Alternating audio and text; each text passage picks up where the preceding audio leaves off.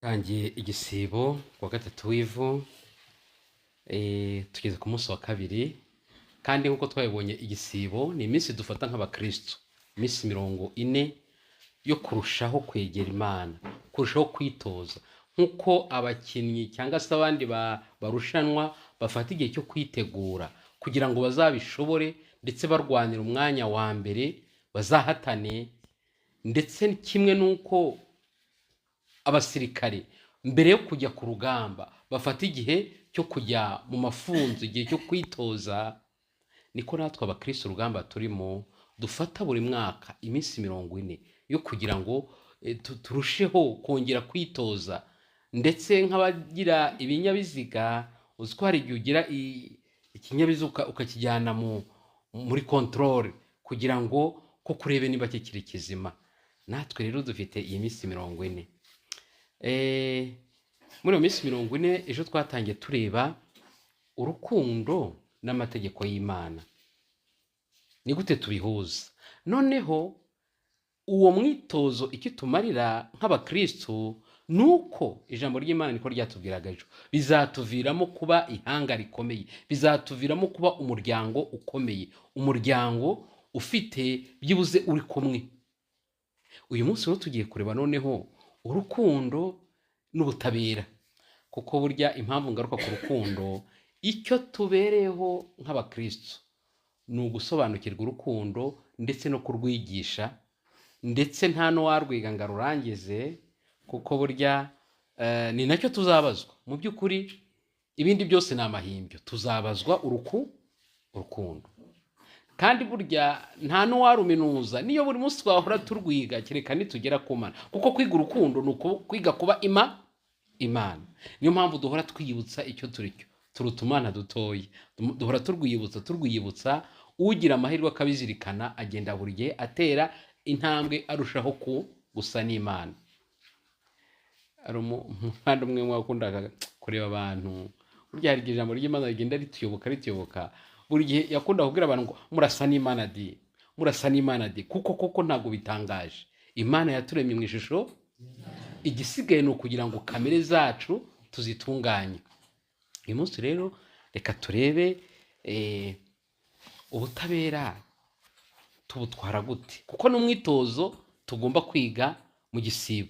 Tuzagenda tubona mu gisibo tugira imyitozo 3: kwicuza, kwigomwa no gusenga. Ariko hari imyitozo myinshi ya gikristo tugomba kongera gusuzuma, ese turacyari abakristo cyangwa? Kuko nk'uko ijambo ry'Imana ryabitubwiye, Evangeline ya Matayo umutwe wa 9 umurongo wa 14 n'uwa 15, abafarisayo barabwira Yesu ngo twigishe gusiba. Abandi barasiba, twe ntabwo dusiba. Nkaho gusiba ari ikintu kiri aho ngaho gusa. Gusiba ntabwo ari ukureka kurya gusa, gusiba ntabwo ari ukureka ibinezeza gusa, gusiba hakubiyemo ibintu byinshi. Uyu munsi reka turebe rero ubutabera, kuko umuntu avuga ngo umunsi nasibye kurya, ariko muri watifitemo bwa butabera. Kandi ubutabera buzanwa n'umunzani uvuga ngo ese nkunda abavandimwe banjye. Icyo ni cya gipimo cya Yesu Kristo, nkuko nanjye nikunda, ngo ukunde mugenzi wawe nkuko nawe wikunda byibuze. Ariko ntekereza ko Yesu yarenze aho ngaho, hari n'abantu barengaho, kuko nta cyaha kirimo gukunda abantu kuruta uko wikunda. Nk'umunzani byibuze nicyo gipimo. Ariko bari abantu bemera gupfa, bakemera gutanga ubuzima bwabo, batwita intwara, batwita abatagatifu, burya ubuzima bwabo bemera kubushira mu mage kubera bagenzi babo.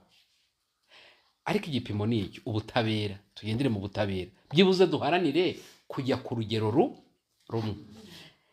Isomo rya mbere mu muhanuzi Izayi, iri somo rikunda kugaruka cyane, n'umutwe wa 58, rikunda kugaruka cyane mu gisibo. Kuko hari igihe abakristo tuvuga ngo ariko ko dusenga, yewe turasiba, tugira gute, ariko se hari ibi byago duhoramo Uwiteka arabibona? Abona ko duhora dusenga buri gihe, duhora yewe twaba twagize amahirwe twabonye aho dusengera tukajyayo mu gitondo n'umugoroba, reka da, Nyagasani arabibona? Umuntu akaba yakwibaza gutyo cyane. Uko kwibaza gutyo bikunda kwibazwa n'abantu bagerageza gufata umwanya w'isengesho. Nyamara ijambo ry'Imana rikatubwira riti nubwo uyu munsi muvuga muti mushaka kuntera amahane, uwo ni Nyagasani ubivuga, muvuga muti Mana turasenga ariko ntabwo ubibona, tugira gute turasiba, tugira gute yewe hari n'iminsi ngahe turayifata ariko ntabwo ubibona. Burya nta kujya mu isengesho ukitotomba witotombera Nyagasani ntabwo ari bibi iyo uganira na Nyagasani turasenga ariko ntiwumve Mana. Ariko nawe akatubwira ati mu by'ukuri kuvuga ngo mu rugo amahoro yarabuze, urasenga mu by'ukuri uyu munsi Nyagasani akongera akatubaza urasenga mu by'ukuri none tugire na hari iwawe. Nivuga ngo uragerageza ugira gute? Fata urugero rumwe, umukozi w'iwawe umufasha ute?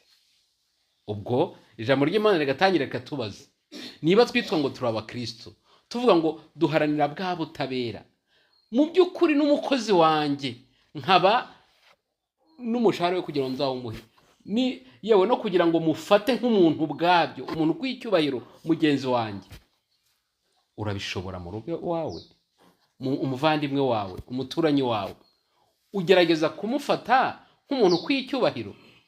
Mu gitabo cy'Intangiriro cyane kivugurura amategeko niho batubwira ngo umuntu numutiza, umuntu nagutiza isuka n'urugero uramenye ntukire utayimutiruriye. Kristo Yesu akuzwe. Abajya gutira muri hehe? Kristo Yesu akuzwe.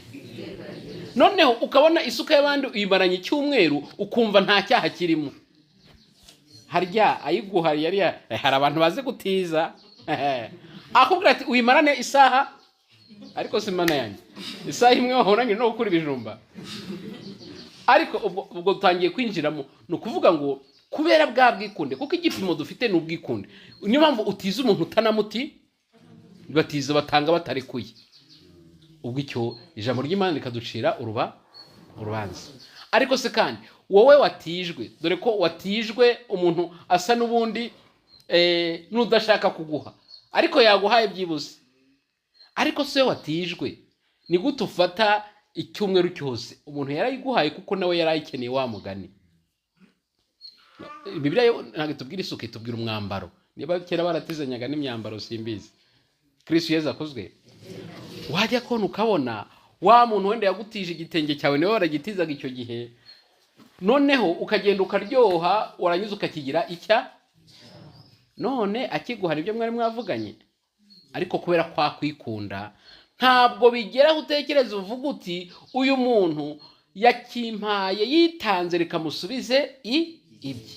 Mu yandi magambo no gutiza no gutirura hagaragaramo niba tuzi ubutabera icyo ari cyo, kandi kumenya ubutabera icyo ari cyo ni kwa gusobanukirwa n'urukundo. Niyo mpamvu ejo twatinze tuvuga duti turirimba ngo tuzi ko urukundo rwacu ari ruke, ni ruke pe, ni ruke. Iyo ugereranyije n'imibereho yacu usanga urukundo rwacu ari, ndetse ugiye kure wanavuga ngo akenshi dukunda abantu dukurikije icyo tubasha. Mu yandi magambo ntabwo tuzi gukunda, ahubwo turikunda tukikunda mu muntu runaka reka mukunde kubera ko hari icyo nzamucaho. Runaka ndamwikundira wenda kubera isura, kubera iki aranyubaha, kubera iki nanjye ndamwikundira. Ubwo se mu by'ukuri uzi gukunda cyangwa ahubwo wikunda muri runaka? Umunsi turiga ku butabera, umwitozo umwe gusa, ubutabera. Tuzagenda rero twize ku mategeko y'Imana. Uyu munsi turiga ku butabera. Nujya kurasanga mu by'ukuri ubutabera bwacu buri hasi cyane. Kubera ko ubutabera bwacu buri hasi cyane niyo mpamvu Nyagasani adutonganya. Ntabwo nubwo twafata iminsi 40 tutarasobanukirwa n'ubutabera, ntabwo tuzaba twakamenye igisibi cyari cyo. Muri ijambo ry'Imana rirakakaye kandi ngo uhora havuze atya. Kaduhere ku murongo wa 2, umutwe wa 58 duhere ku murongo wa 2. Ngo ninjye bashakashaka uko bukeye bifuza kumenya inzira zanjye. Sitwe tubwirwa reka mu manwa nijoro buri gihe nagashapore buri gihe, ubundi wenda twa twajya mu mwiherero, tweho tugira n'iminsi icyumweru cyose turi mu mwiherero. Kristo Yesu akuzwe. ngo bameze nk'abantu bakurikiza ubutabera, watubona ntibirengagize ubutungane bw'Imana yabo, baransaba kubacira imanza zitabera, bishimira kubana n'Imana. Baravuga bati, bitumara iki gusiba niba utabibona Nyagasani, cyangwa se kwicisha bugufi niba utabimenya? Ariko ku munsi wo gusiba ntibibabuza kwigira mu byanyu no kugirira nabi abakozi banyu. Kristo Yesu akuzwe. Urabona umuntu avuye gusenga agahita atangira gutuka umukozi we, ariko iki kintu cyabaye giti. Kristo Yesu akuzwe. Niyo utayimubwira kwenda kubera ko umukozi wawe ubona ari umuntu wenda ukuruta, ariko ukabivugira mu mutima, cyase wagera ahandi ukavuga uti kira kintu cyaranyobeye. Uwiteka we ababireba. Koko rero gusiba kwanyu kubyutsa impaka n'amahane, kandi mukirirwa mutimburana by'ubugome aho hantu. Kubera ko gutimburana hano ukuvuga guhora dushyamira, yewe no kurwana mu rugo hari n'abarwana n'iki, ku buryo bwa butabera bwacu kubera ko tutazi ubutabera, kubera ko tudasobanukiwe n'urwa rukundo, ahubwo twitwa abakristo ariko duhora dutimbagurana, duhora mu mahane. Kandi twese nese abashyamirana mu cyaro cyacu saba Kristo usanga turi kuregana se, usanga buri gihe turi muri ayo mahane, nyamara twese duhuriye ku gisibo. Uzarebe abahora mu manza se tuba twarasangiye igisibo, twese twaragize iminsi 40. Maze rero uyu munsi twongere dutekereze turebe, ese ngiye mpagaze nte n'ubutabera? Niba koko nitwa ngo ndi umukristo, mu yandi magambo niba nitwa ngo ndi umunyarundangwa n'uruku, kuko nicyo ubukristo buvuga, ariko se ngira ubutabera? Ni gute mbana n'abakozi banjye? N'urugero, ni gute mbana n'abavandimwe banjye? Ni gute mbana ngewe n'abana banjye? Uziko no mu bana hari igihe tudashiramo ubutabera, rimwe na rimwe twajya no ugasanga hari n'abana twikundira kubera ka kantu kitwa ngo uyu mwana hari icyo mutezeho. Akenshi nkunda ababyeyi, hari igihe bagize nk'umwana akaba akomeye, yarakomeye mu bandi bana, usanga bamuha icyubahiro kurusha abandi bana. Kristo Yesu akuzwe. Ka kantu nababwiye kakarwara kitwa ngo nkunda umuntu kubera ko hari icyo mutezeho, no mu babyeyi kakaza. Ariko niba koko turangwa n'urukundo, nibyo koko erega umuntu agira impano bakabaye mwubahira, ariko ibuka ko ntabwo kuba runaka afite impano bivuga ngo ugomba kumurutisha abandi. Buri wese twige kumuha icyo tumugomba icyubahiro, kuko nyine Imana yamuhaye izo ngabire, ariko twige ko n'abandi ari abantu. Ngaho rero azatuma dutangira kugira igisibo nyacyo, nidusobanukirwa n'ubutabera, byibuze kumenya gukunda bose kimwe, ndetse rimwe na rimwe tugendeye, ese ngewe nifuza ko bangirira gute, bamfata gute, ndetse rimwe na rimwe tukagera ya ntambwe ivuga kwitanga nk'uko Yesu yitanze kubera twewe. Aho ngaho niho tuzatangira kugira igisibo gishimisha Imana. Nyagasani adufashe kandi aduhe imbaraga.